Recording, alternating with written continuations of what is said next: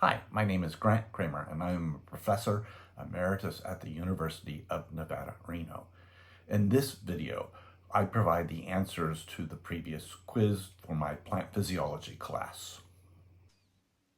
1.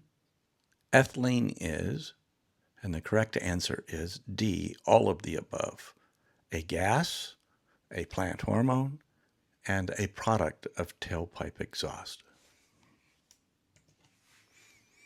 2.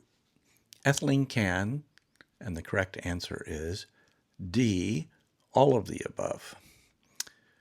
A, stimulate growth, B, inhibit growth, and C, ripen climacteric fruit. 3. The precursor to ethylene in plants is, and the correct answer is C, methionine.